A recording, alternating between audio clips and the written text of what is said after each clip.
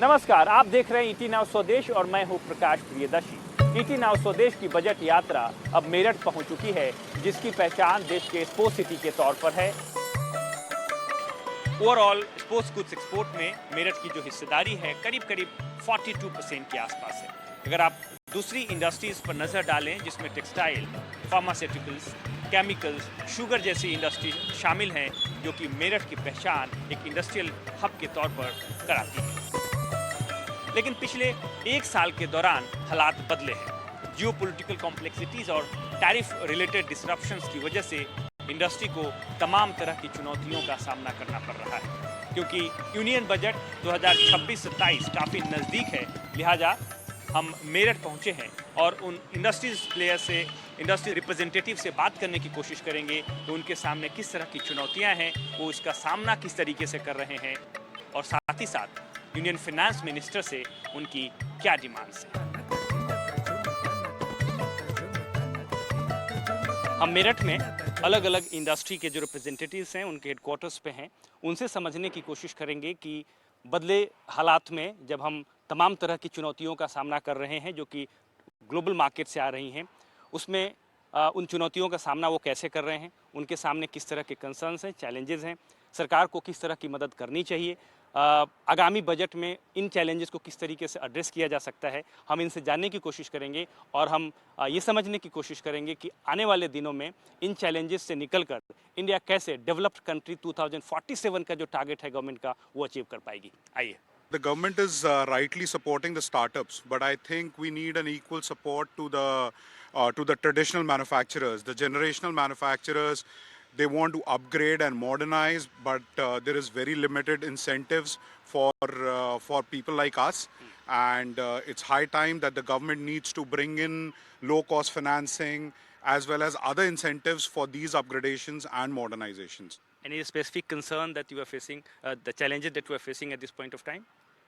Challenges are in terms of growing the business. The cost of finance for MSMEs is very high in comparison to the big organizations, which is a challenge. Plus, even the availability of real estate is a problem. We are at a point where we are looking for bigger land parcels, but the availability is very low. There are no developers, there is no support from the government, and that's a challenge for us. Okay, so your demand from the union budget. I am Pankaj Gupta. I am running Transformer Industries. Transformer में जो metallic raw material है, it is very uncertain. और due to that uncertainty, our products cost is very high. Government को उस जो raw material है उसको control करना बहुत आवश्यक है. Like copper, aluminium, then CRGO, everything is going so high. The cost has become so high in the government tenders. Because in the government tenders, once we fix the price, it is very difficult to increase the price when we supply the material. So you are suggesting government to reduce basic custom duty on raw materials in the upcoming budget. Custom duties as well as the domestic, control should also be here.